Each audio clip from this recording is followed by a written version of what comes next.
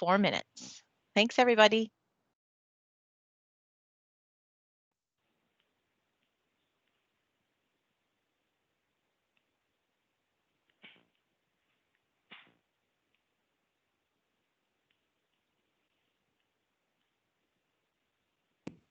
Hi, Lisa, can you hear me?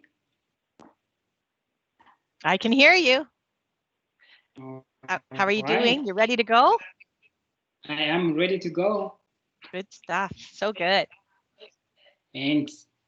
Are there any little kids that are going to run in and see us, or are you on your own tonight? No, they go to bed at 7, so I just told them I have a very important meeting and I would like them to be in bed a few minutes before their usual time. And you were successful. Wow, good for you. Yeah. That's wonderful. It is. So I see people are kind of popping in and the number is growing. Yeah, we could have up to 100 and just over 100, 101 folks that join us tonight. So pretty exciting. Excellent. Yeah. We're all looking forward to hearing from you. I am so excited to have this conversation today. Yes, I agree. I agree. It's we're all excited too. And I read your book twice. I read it about a year ago, and then again recently for the second time. And you get things out of it, different things each time. So I'm hoping. I know you and I can talk quite a bit about this book. So this may become a 3-part series. Yeah, I look forward to it. That's right. That's right. So just about 2 minutes and we'll get started. Welcome, everyone.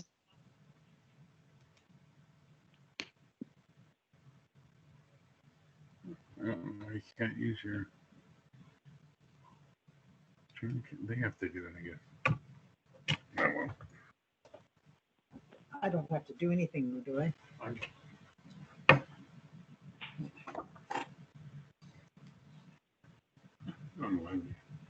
We had trouble with the Zoom meeting through the camera. They had to do it at the other end or something.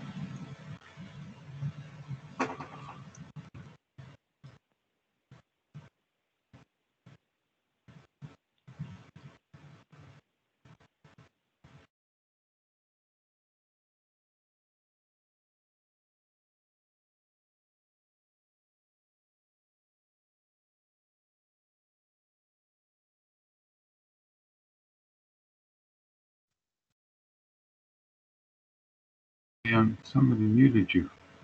Muted me.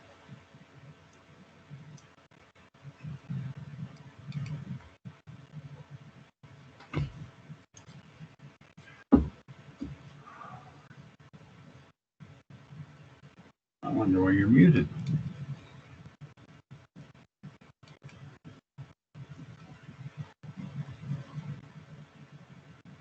She won't turn the camera on. Maybe it won't come on till that's... Huh?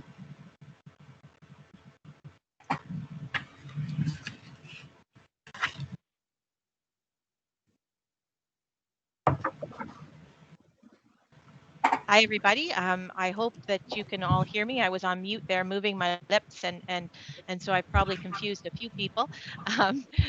We are here. We're aiming to start very shortly. We will mute everyone for the best sound quality. If you do have anything that you want to add to the chat, that would be great. If you were wondering if your sound is working, hopefully you can hear me now.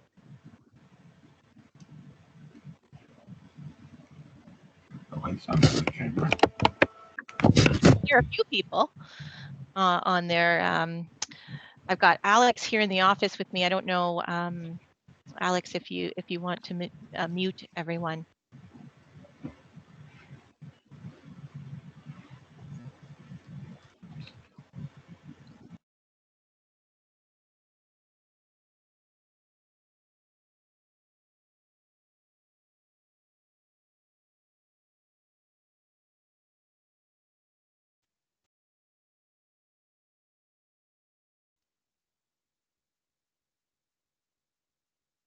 So we will get started shortly. I'm just waiting for a thumbs up from my team here at the office.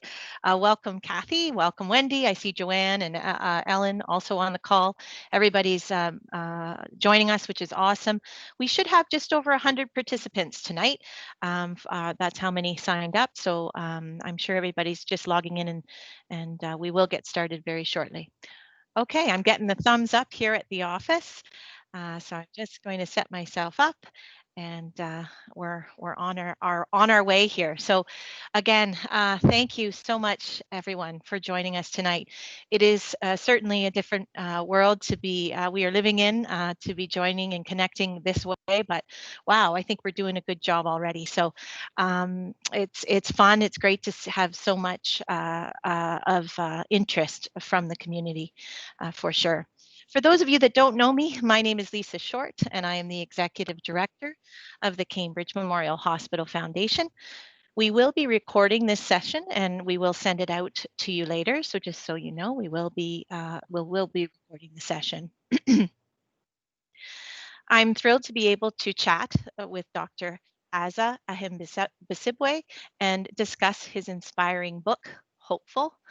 Before we jump into the presentation with Dr. Ahimbisibwe, I wanted to provide you all with a quick update on CMH. And while I do so, you are going to see some photos of the inside of our new wing. While we still have some growing pains in our future as we completely renovate Wing B over the next 4 years, the new wing gives us hope and a vision for the future state of healthcare in our community, as we will be the most technologically advanced hospital in the region.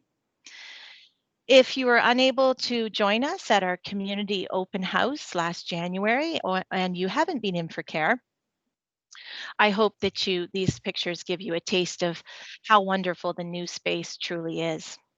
The good news is that once the renovation of Wing B is complete, it will closely resemble the new build. So lots to look forward to here at Cambridge Memorial Hospital and at the foundation.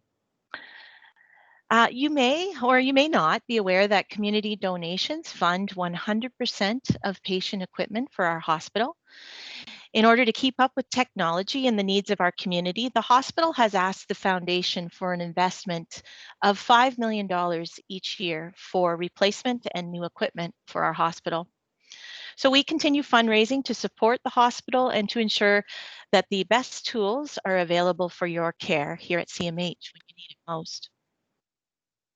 A quick note while we share these photos with you, that there will be a town hall later this evening, starting at 8 p.m. on Rogers TV and 570 News with the CEOs from our region's hospitals, including our very own CEO, Patrick Gaskin, and they will be providing a full update on COVID-19. A note will be sent in the chat box with details. For more information, you can visit our website as well after our chat this evening. So how are technical issues? Everybody's getting signed in because we're at the moment you've all been waiting for. We're thrilled to have CMH obstetrician and gynecologist and author of Hopeful, Dr. Asa Ahimbisibwe, with us to tell us about his role here at CMH and of course to discuss his book, Hopeful, his life growing up in Uganda, and his pursuit of education at all costs. Dr. Ahimbisibwe is a reproductive and health advocate for women and girls and an eternal optimist in the power of education to change the gender inequalities which negatively affect women. Dr. Asa has set a goal of raising $10,000 for CMH through his book sales. Welcome, Dr. Ahimbisibwe. And I know you're there because we chatted already. You may have to take yourself off mute. In the meantime, we'll start things off and ask you a little bit about your role at CMH, and then move into a discussion of Hopeful. We have lots of great questions submitted to chat about. And let's start with that first question, and hopefully we can get your audio going. Tell us about your role here at CMH and sort of a typical day for you. I don't even see him.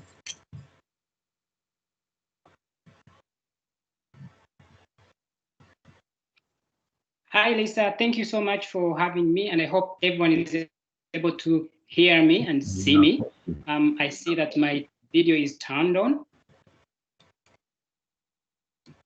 I can hear you and I can see you.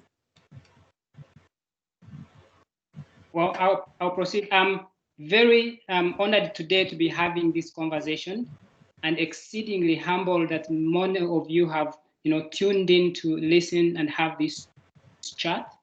But also most important that you have set aside time, that you've bought my book, you've read the story, you've shared it, and continue to spread this message. My role as an obstetrician at Cambridge Memorial Hospital really is to be part of the excellence team that is striving every day to make sure that every child, every woman, and every family gets the most appropriate and personal care that they deserve. And the administration at Cambridge Memorial Hospital and the whole hospital staff strive to make sure that this becomes the center of excellence in providing safe and excellent maternal health care. Wonderful. So we had a few issues with folks seeing you, but they can see you now, and I think that that's so that is good news for sure. Okay, good. Everybody's saying we can see you now, so we're on to something. Good stuff. I think it has to do with the slides and wanting to show folks some photos as well. But I think right now everybody's just glad to be able to see you. So we'll keep going here. So can you tell us in your own words what Hopeful is about, and a little bit about your early life growing up in Uganda? Here we go. This is all the clinical trial information of the tens of thousands of people that have received the vaccine.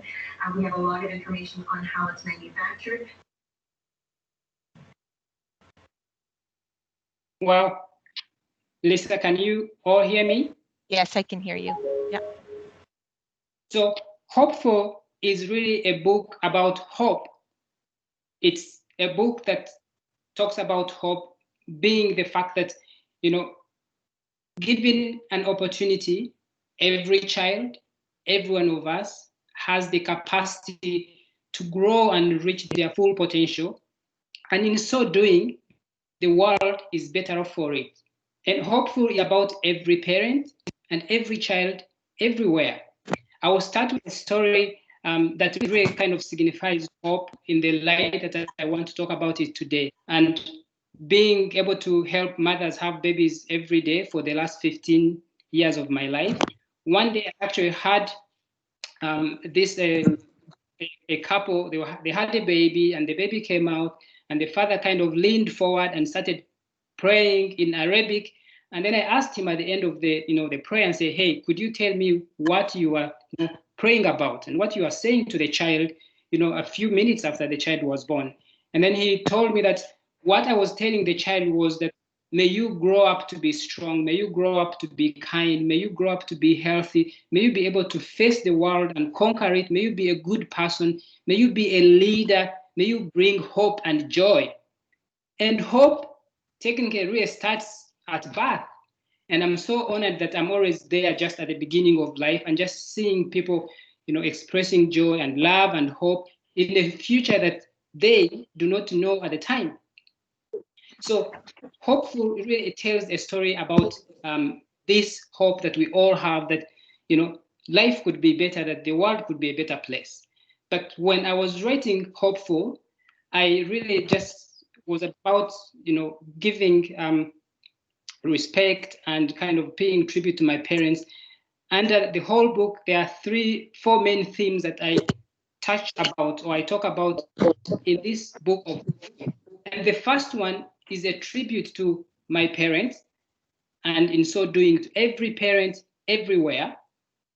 And my parents just in the book put a face to all the struggles and the challenges that parents everywhere in the world face in trying to bring up their children and give them everything they need to succeed and to be better people. But also paints different scenarios of the resilience and the determination and the reckless hope and love that parents have for their children in order for them to, to grow and thrive and be better people. The second option, or the second theme in my book is to put a face to the challenges and the struggles that a girl child faces all world around, but especially in developing countries. It tries to kind of give a snippet into the family values, the culture, and the societal norms and disparities that tend to bring women back to the back of the pile. You know, most of us may not know, but did you know that today 300,000 women in the world die giving birth? And that is really strange for people to hear in Canada, that 300,000 women are going to die every year giving birth for lack of basic things, you know, like gloves or the medication that stops bleeding, which is like 5 cents. And breaking it down, every day more than 800 women are going to die somewhere in the world giving birth. That is one woman every 2 minutes. And what is more interesting is that 2/3 of these women that die, the number occurs in the sub-Saharan Africa and then followed by, you know, Southeast Asia. And so Hopeful tries to, you know, paint a picture of where do these problems start from? Where do these challenges arise from? And even when women have had access to education and have succeeded, these societal norms and disparities continue to cut across the whole world, even in the developing countries. And for instance, today, the world has 195 countries recognized as independent states. But did you know that only 29 countries or states are headed by women? And that is only 15% of the world leaders. And yet, the population of the world is 50 men, 50 women, you know, 50-50. In Canada today, our House of Commons has the population of 338 members of parliament, but we just made progress. You know, this year we have 100 women in parliament, and that makes 29.5%. And yet, 2019, the Canadian population is comprised of 50.3% women.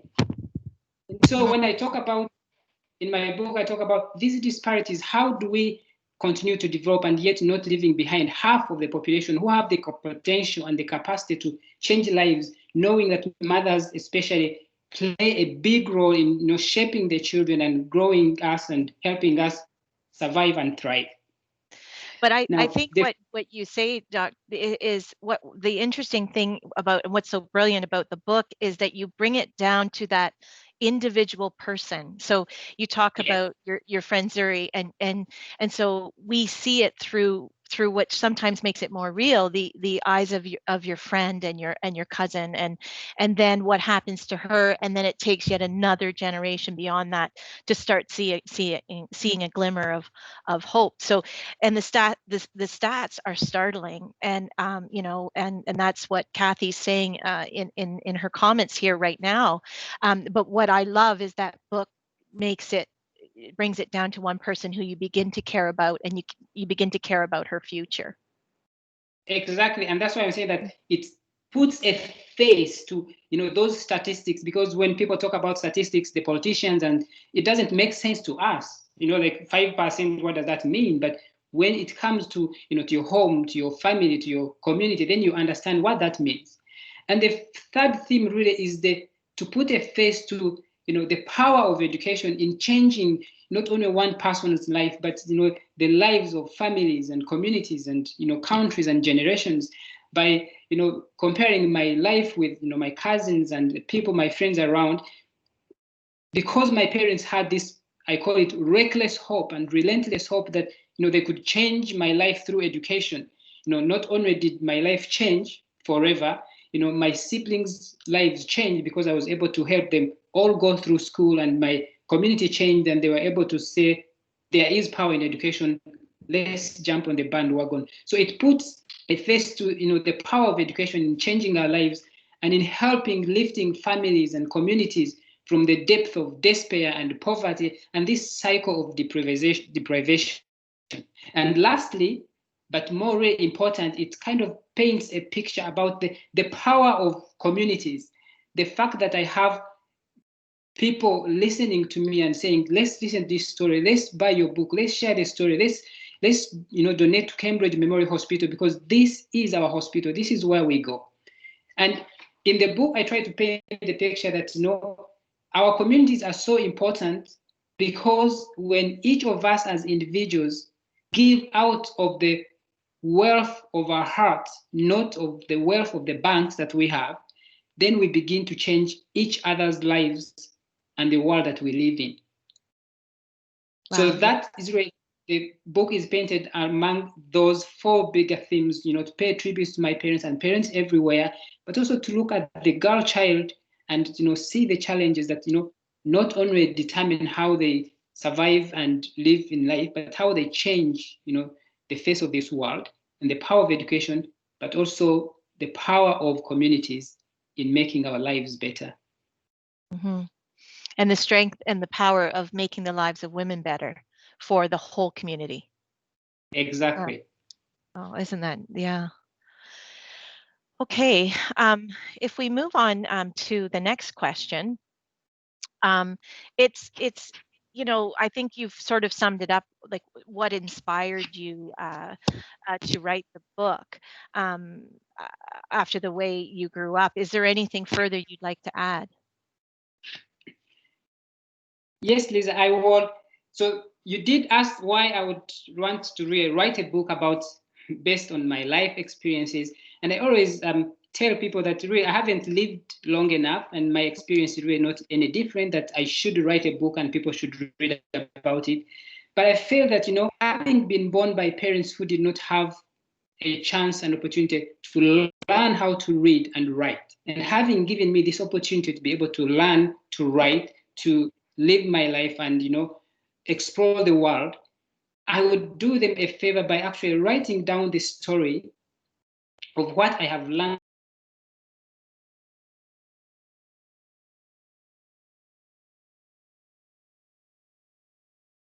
Oops.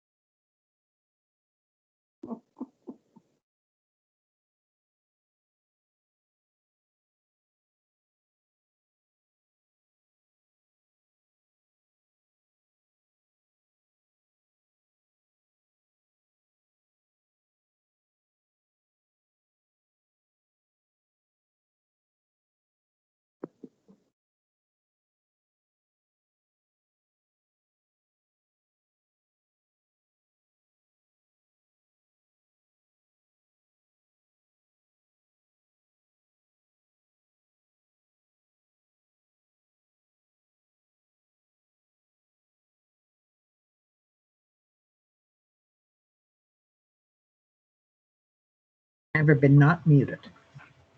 Wonder why. I'm supposed to ask questions. I lost you. I lost you there, Lisa. Are we back? See, it wasn't you. It was them. Yeah. Terrible. Are we all back?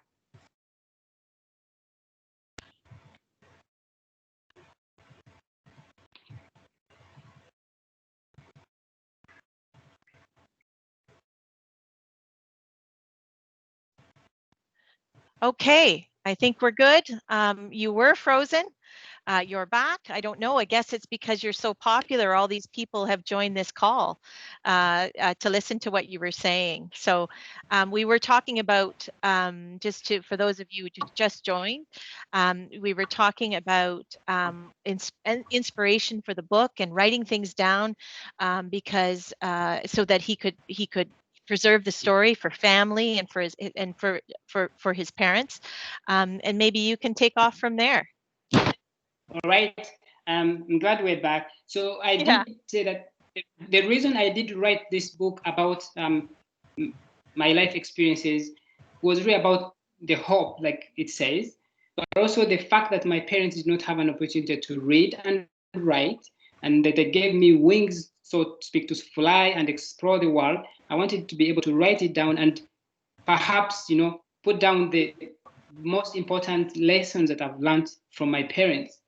While my parents really were not formally educated, I found them to be the most, informal teachers of my life. And I learned 4 important things that I hope that my listeners will be able to kind of listen and have a shared interest. One, the best gift that I got from my parents was the gift of identity.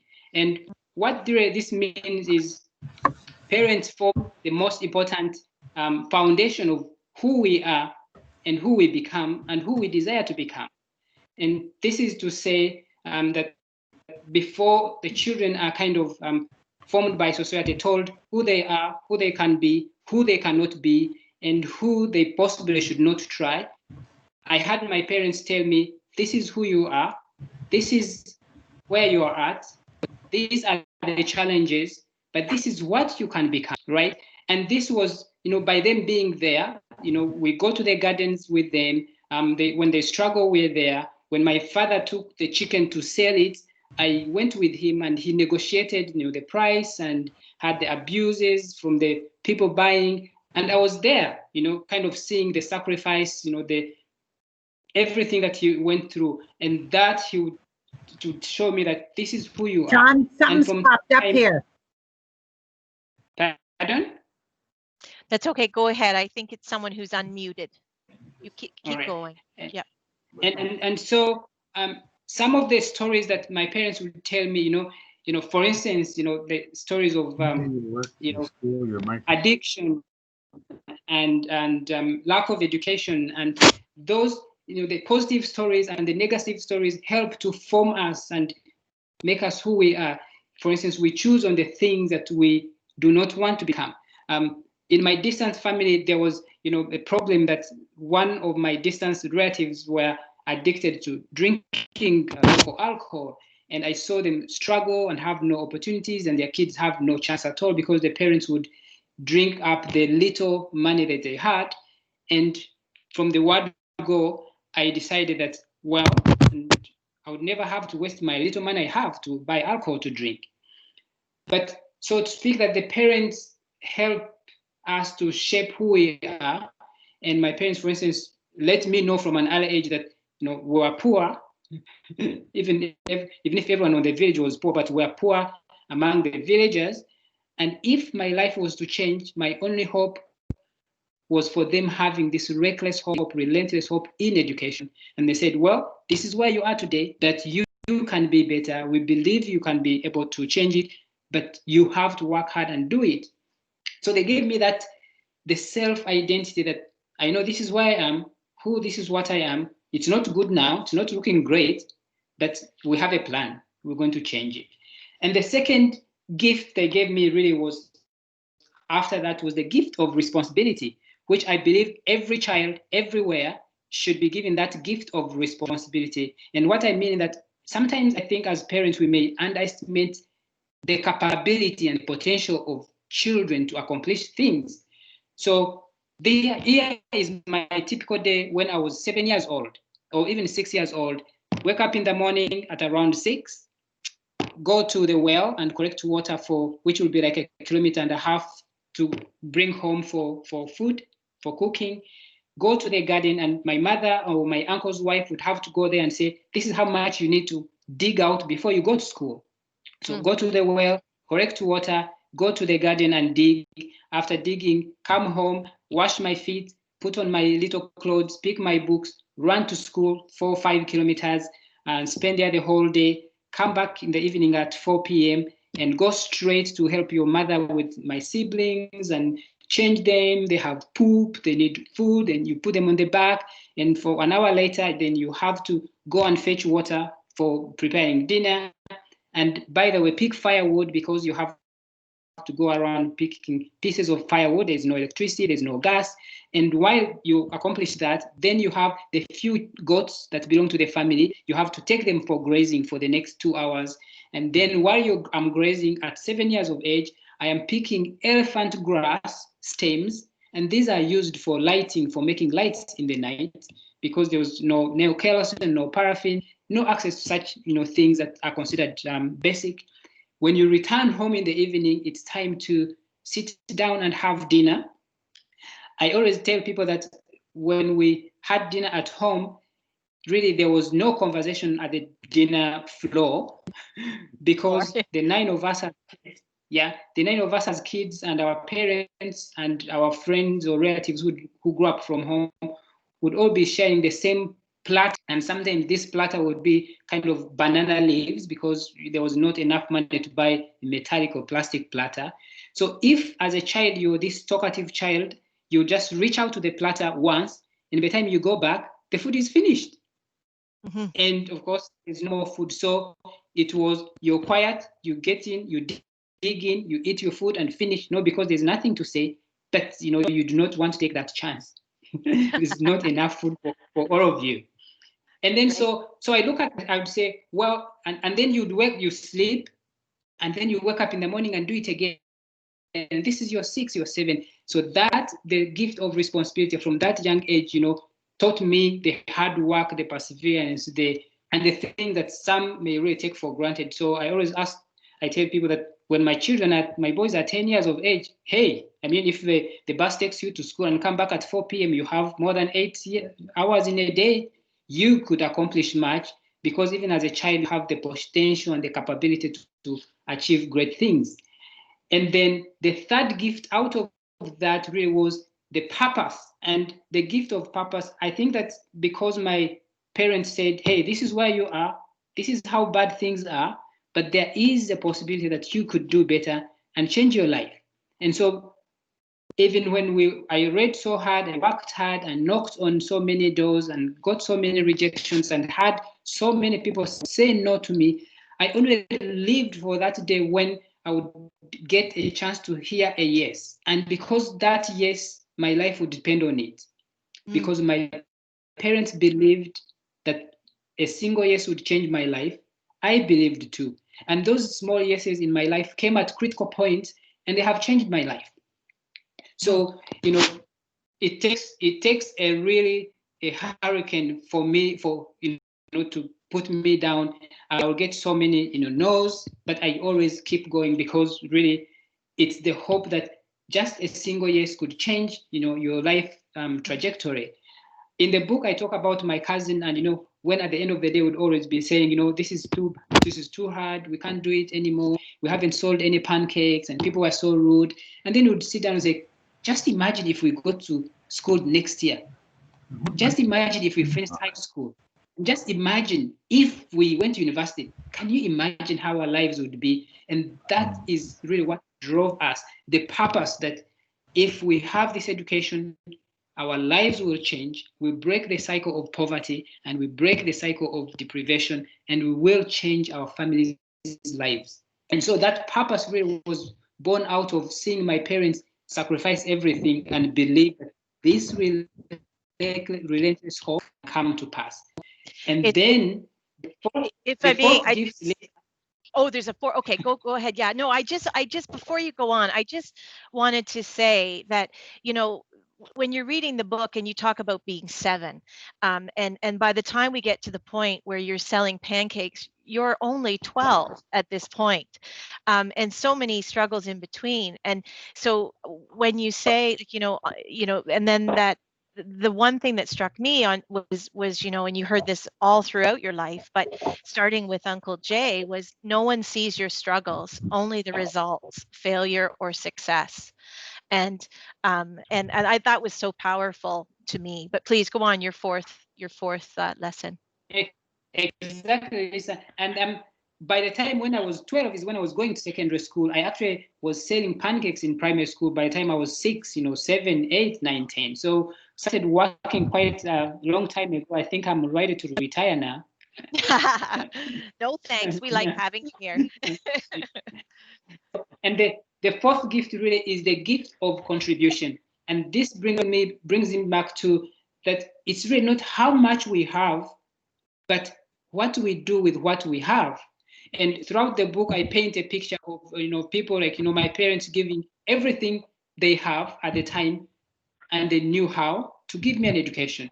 I have Uncle Jay, who I had never seen before, and shows up and said, "Hey, I'm a student. I'm struggling. I don't have any money, but you can come live with me, and we'll see." And me and Uncle Jay, we struggled, slept on the floor, spent weekends and weeks on end without food, but we survived. And that in itself, showed the gift of contribution. And as I grow up, my parents say, yeah, you have to be able to contribute to where you find yourself to make the place a better place. And for me, that's why it is always an exciting opportunity to see so many people, and especially the community around Cambridge, funding our hospital foundation, the equipment, because it is our hospital. This is why we go to. The fact that I have an honor and opportunity to work at Cambridge Memorial Hospital, I am, doubly honored that I want to be able to contribute towards making sure that this service by the hospital, continues to grow and go on. So those are the 4 major gifts that I got and learned from my parents that I think that I should be able to, to share with people and share with my children and as they grow up, because they have shaped my life. And so your parents, so wise, like, they taught you the importance of education. They taught you grace and forgiveness. They taught you so much. Well, how do they know that education was important, and where did their wisdom come from to realize the power of education? So that is interesting, and I am going to just take a wild guess. Because when you grow up in a developing country, and especially in rural Uganda, where I grew up from, the people that were the chiefs and the leaders of clans and the members of parliament and the politicians were people who have had an education, and so those were the people who were looked at in the community as people who had succeeded and people who had what to say and people who would be listened to. Growing up, for instance, in our villages, we had rarely any car come through, but the car that would come once in a while would be the car of this professor that I talk about in my book, who was the member of parliament, and 40 years down the road, he is still the member of parliament. And all of the kids, because he had gone to school, all the kids would be deep in the bushes and would hear the car moving, and then would all run towards the road to dance and jump and clap for him and sing professor. So every person that passed was professor, our member of parliament, because we did not know any other person who owned a car or who had done better. So I think my parents were of the view that if you have an education, that will be your ticket to be able to, to do something better, something different, be able to be useful to people, be able to be listened to. Growing up, my father would go for a village meeting, and if he would dare put up his hand, even the villagers, the same people, same relatives, and same level of poverty, there are people who consider themselves more privileged and better off, and they say, what do you have to say? You sold everything you have to send your poor son to school. We don't think you're man enough to have a conversation here. Right? And then that changed. And that changed. What is interesting is when I was growing up, if I was in school, every time, because my name starts with an A and my last name starts with an A, for those who would not have paid school fees, I was always on top of the list as the number one. So the head teacher would walk in and say, the following haven't paid their dues, they're going back home. And my name, before they even read my name, the kids in the class would read my name. They say, Ahimbisibwe Asa, and they would all laugh and laugh and laugh, because I would, most of the time I would not have paid, and this was maybe $10 or $2 at the time. And even, the teachers would, ridicule me and laugh and say, go back home, and, and so at some point when I became a teenager, I was thinking, they were like, what? Who is your father? And what's your father's name? Like, no one knows my father anyway. And, you don't really bother. Why? So when I went to school and became a doctor, and one of my young brothers, actually, after we paid school fees, I paid school fees, he went to university, finished the degree, became a politician. He was among the very first young people to challenge the professor who has been a member of parliament, the guy who refused to give me a reference letter. He stood with him in parliamentary elections. I was excited. It was the best day in my life. And I was saying, imagine we have a mass of young people saying, hey, we can have a say in how we get managed. We can have a say in how education and policies are changed. And so now when I am going home, or I stop at the main road and going home or somewhere, people will stop and say, "Oh, are you going to Mr. So-and-so's home?" And that will be my dad. Uh-huh. And they'll be like, "Oh yeah, he has a son who wanted to be a member of parliament, a politician. He has a doctor, and he has a nurse, and he has an accountant, and he has a teacher." And so things changed, and he is a treasurer of the village bank, and he is on the advisory board of the village team for finances and funds. And before my mom passed on 3 years ago, she was the head of Mothers Union, and they would seek their opinion because they thought, well, if they could send kids to school by selling pancakes, maybe they have something to say. So it changed the dynamics and the attitude towards education and the power of parents, even those ones at the margins of society, when they are determined and they have this reckless hope that we each have something to contribute, even irrespective of what you think you have, how little you think you have. We have something to contribute. Wow, that's so neat. And your parents, I know your mother has passed, as you mentioned. How does the pride radiate from them? I'm assuming it's full of grace and kindness, but do they verbalize how proud they are of all of you, or how did they express? Well, my mom, which people can see on the slide, that is my sister in the middle, and that's my dad, and that's my mother. They came to visit 2017.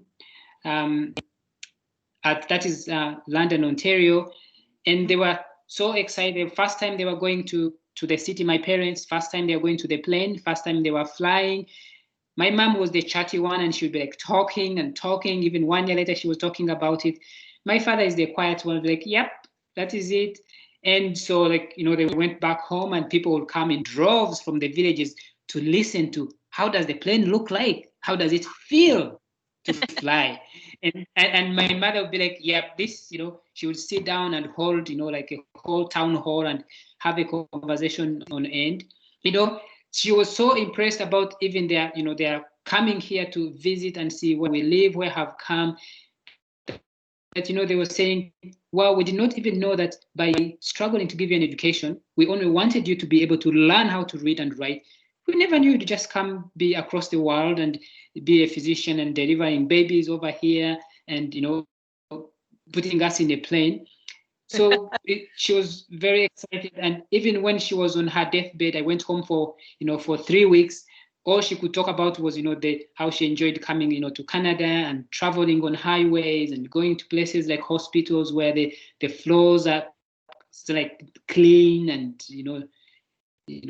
spotless. And she actually was looking forward. I'll be coming every year to babysit and walk around and enjoy life. So it's always emotional for me to think about it, but I'm always grateful that every day, if I feel so tired and exhausted and disgruntled, I tell myself, my parents were able to do it, my mother was able to do it, I can do it. I haven't given all my best, and I will keep going. Wow. And so you visited your village, and have things changed much within the village, or how does it look? Does it look the same, or? So the village still looks the same, but things have changed in terms of attitude towards education. Most people have gone to school, and majority of the poor parents, even in the village, see the value of paying the price to send their kids to school, right? So that the fact that they are not afraid of selling off the one chicken that they have to send the child to school, or partitioning and selling a piece of land to be able to send their kids to school. And this really was all begun by my parents. I'm always proud to say that I was among the very first few kids, so in maybe entire village or district, to ever buy land for their parents, because customarily the parents keep partitioning a piece of land to their kids as they grow up, and it becomes their land. But because my parents had sold all their land to send me to school, when I finished university, I saved up all my money and bought back the land and much more, where they could graze more goats and chickens so that they could sell the chickens and goats at the beginning of every term to be able to send my cousins, my siblings to school, and my cousins as well. So and people and have it's changed girls too. It's not just education. boys, it's girls too. There's equal. And yeah, and yes, and girls too. The fact that my sister, I said my sisters are going to school, everyone's going to school. My cousins have been able to go to school, and the story really of selling pancakes cuts across. That is something that kids, they think they can do, and they're actively involved in doing the small things for them to be able to help their parents cope with the burden of raising their school fees. I'm probably out of order here, but in terms of what we were going to talk about, but we must get to, it's already 7:40, but we must talk about the mechanic and what a lesson there in selling pancakes and sort of that life coming full circle when his family needed your care after sort of not treating you very well when you were selling pancakes. Tell us a little bit more about that. Listen, I remember that day as if it was yesterday, and because to me, I tell my wife and my kids when they grow up and friends that because every pancakes mattered to me. One pancake was an equivalent of 1 shilling at the time, and that is like 0.1 of a cent, Canadian dollar. And every pancake mattered. So I would, go there at the end of the day. I have 100 pancakes. That means I will have to buy 2 small books and 2 pencils or 2 pens. So I would not even eat a single pancake. I would go without food. I would be hungry. So the fact that this guy says, "Hey, give my workers pancakes," and I was so excited because this is business. I'm selling. I'm going to be able to go home sooner and go with books. So I give him my pancakes and says, "Go around, keep knocking on doors, sell, come back." I come back, a few hours later, say, "I'm done. I would like to have my money." He looks at me, says, "Dude, no, I do not know you. Never eaten pancakes. You can ask anyone else around here. They know I'm allergic to pancakes." And, they tell me that, you think that you want to become a doctor because in our village, an extended village, no one had become a doctor that we had ever known. They said, "Oh, well, since you're becoming a doctor, you can examine me and know that I've never eaten pancakes." And of course, I had mastered the art of, perseverance. And I stayed and stayed. And he said, "Nope, go away. Don't bother me." And then fast forward, of course, I was, distraught. I was disappointed. I actually kept going back and back until it became evident that he was never going to pay me. So he never paid me at all. And then fast forward a few years down the road, I'm in the medical school, and his son is very sick of malaria, have low hemoglobin, no blood because of repeated infections. And then come to the medical school where I was, that's the main hospital from our village. And they call me from the dormitory, "Someone is here looking for you." And I run to hospital. Who do I see? This guy, the mechanic, and the wife, of course, looking like my parents. They are skimpily dressed, their clothes are old, and they are cold. So I'm like, "What's happening?" Say, "My child." Fast forward, I run around and put an IV line and go to the lab and stand and beg and look for a blood transfusion, come and put it up on the child. The child kind of turns around, and I come back in the morning very early to check on my patient and my village mate. The baby's doing okay. 2 days down the road, they send them back home, and he spreads the news. I do not know what he told him, but whatever he told him worked. So that's, by the time I talk to my father, and my father's like, "The news is everywhere, and when I go to the shops, and everyone is very thankful to me, very respectful." And the fact that the sense of being able to contribute, and this is why I would say that for me it wasn't, "Yes, now I'm able to get back to him." No, it was about it is the ability that I had the opportunity to be able to become myself, or to achieve my full capacity, to be able to contribute. And that's why for me it informs the way I treat people. I try every day to treat every patient, every girl, every woman that I see with the same respect, with the same dignity, with the same kindness and empathy that everyone deserves, because each of us, given the opportunity, we are able to do good and change lives and change communities. So it was really more about being kind and being able to be in position of giving back and contributing. That hopefully that the kind gesture was able to teach him that lesson as well. But how quickly did you recognize who that was? Like, was it immediate that you recognized him from when you were a boy? Like, was it that ingrained in you, what he had done? Oh yes, I did, because Right away. he owned a small mechanic shop, and every time I would go home, he was one of the rich people, because he had maybe 1 or 2 bicycles in the village, and so I knew who he was because I would see him every time I'm going to school. I would pass by, and when I'm coming to school, I would see him. I would say hi and hello. But from an early age, my father taught me that do not waste your time holding grudges against people, because most of the time they just do wrong against you and they move on, because sometimes that's them, that's their life, that's their nature. And for you hold that grudge, it's like really holding hot charcoal or hot coal, waiting to throw it at someone. In the meantime, before they come around, you're burning your hands, right?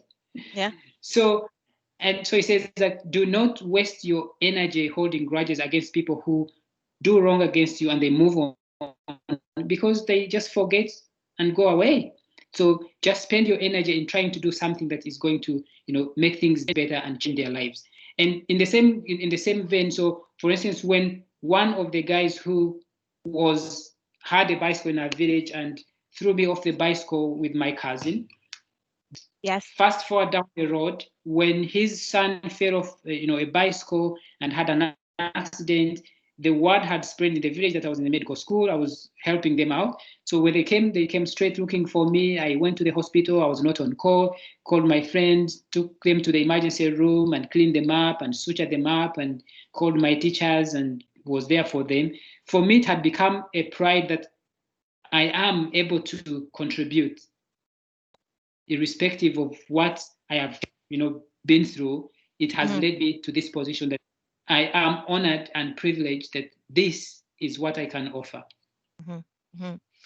And you learned from a very young age that the behavior of those people was more about the person doing the ridiculing and it had nothing to do with you. And what an empowering lesson to learn at a young age, for sure is, and it's carried with you obviously throughout.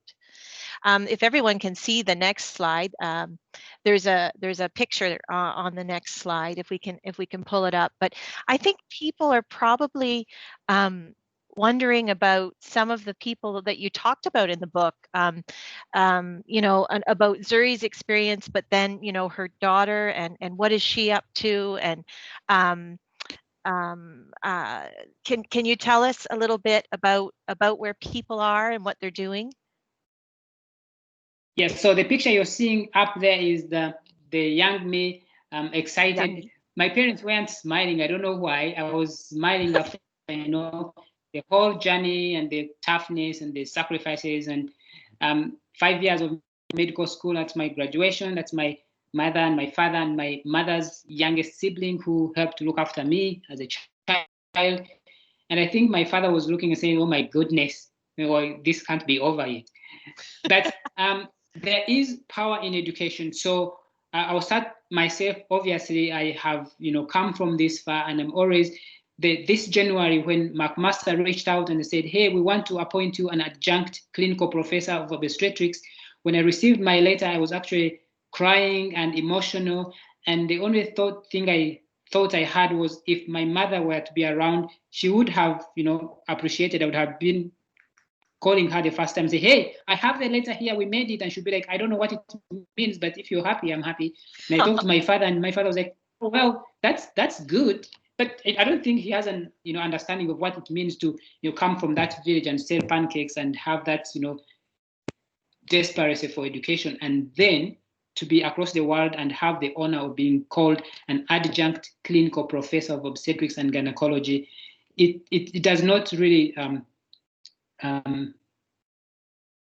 compute. It doesn't make sense. It doesn't make sense in their heads. And so the next person really was Zuri. Was, however, of course, unfortunately, was not able to proceed in school. Her daughter I was able to pay school fees. Last year, she graduated from teaching school, college, and she's now an independent young woman, teaching elementary school. She's looking after her mom and her other siblings. We are very thrilled about that. She's independent.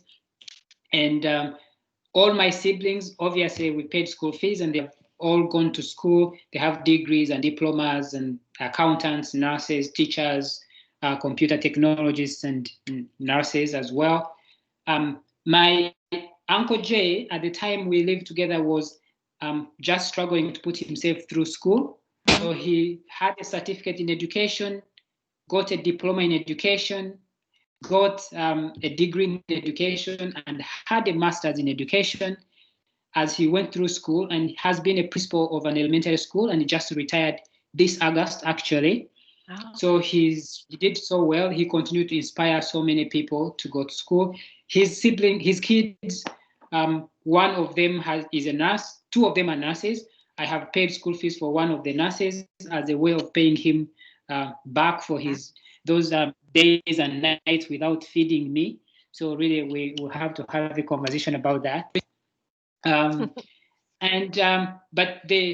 So the other kids that I talk about in my book, like my friends who were brothers, have really not had an opportunity to go to school. And that's why I'm always advocating that each of us as adults, as individuals, should always look beyond the outward appearance of a person and not measure a person by their color, their status, their height, their weight, where they come from, but the character of the people, and be able to accord them an opportunity. I believe that every child everywhere should have an opportunity at education, because then, only then, are we able to bring out the best potential in every one of us and make our world a better place. And that picture up shows me that was actually in high school. So still, you can imagine, in high school, I still did not have shoes. I was still so tiny, and that was my uncle, who is a clinical laboratory technician. And on the right is my mom working in our plantation at home. In the background, you can see beyond that would be our house. Okay. Rough searched. Probably my house. I have a small house. I think that would be my house. And yeah. Wow. And so tell us about your family, your family here in Canada with you. You've got two boys that hopefully are asleep and not giving your wife a hard time.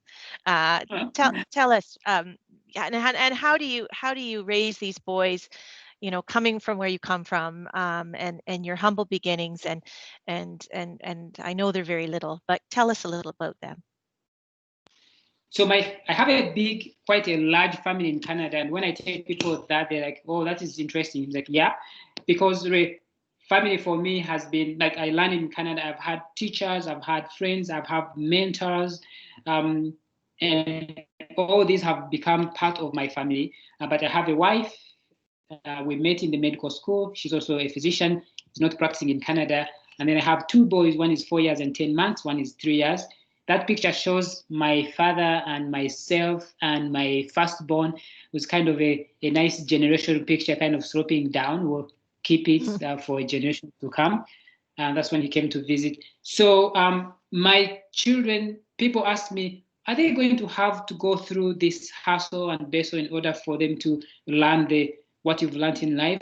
And I tell them, no, this is a different world, different place. But the principles in life are going to apply. The principles of kindness and compassion and hard work and relentless hope and relentless not giving up and treating every person with respect and dignity, that cuts across.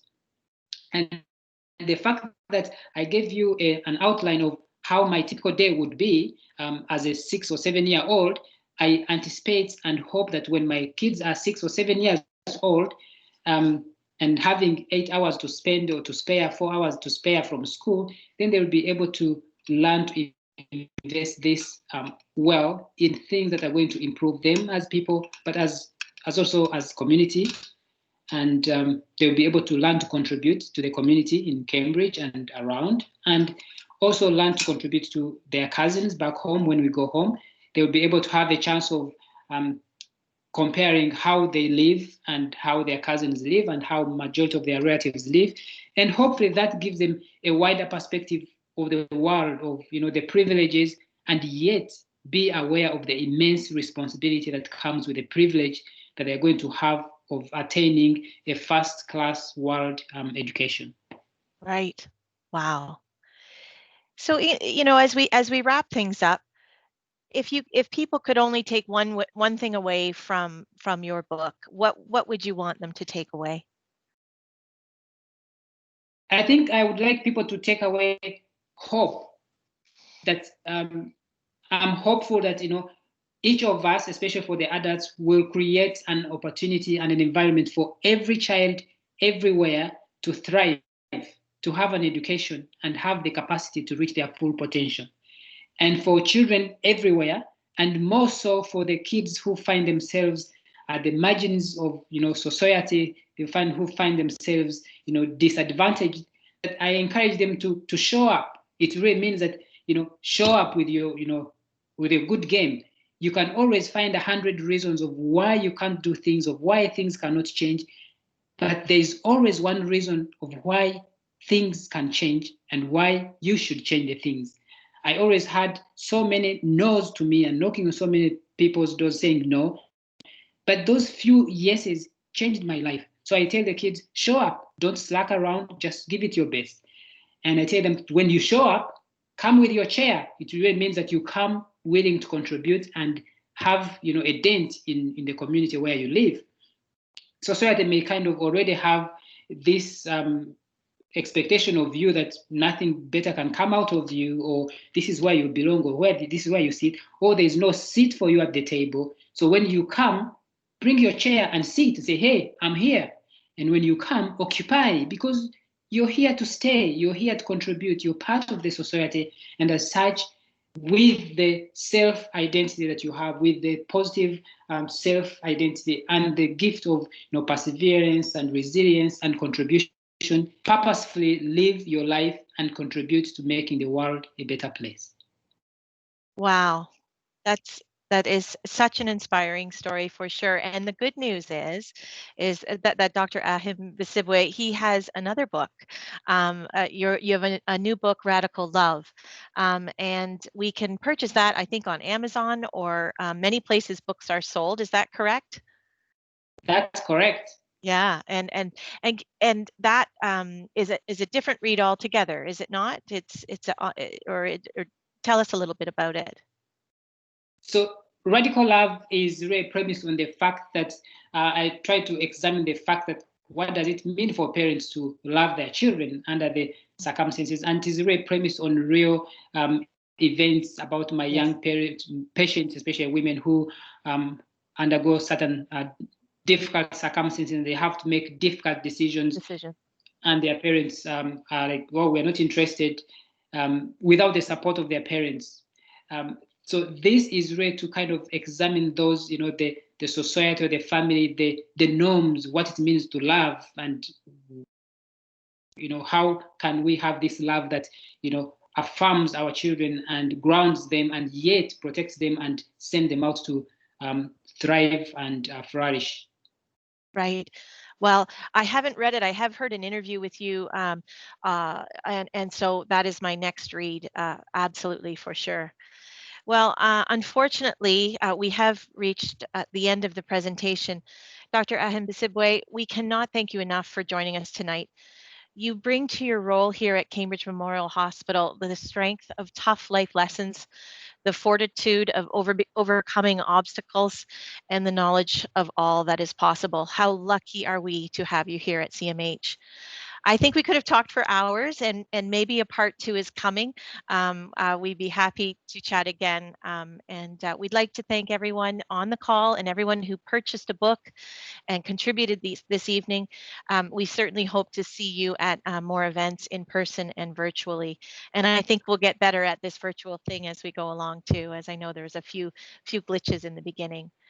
Thank you. Have a wonderful night, everyone. And make sure you check out the town hall on 570 News or Rogers TV. And have a good evening. Thank you, everyone. Thank you, everyone.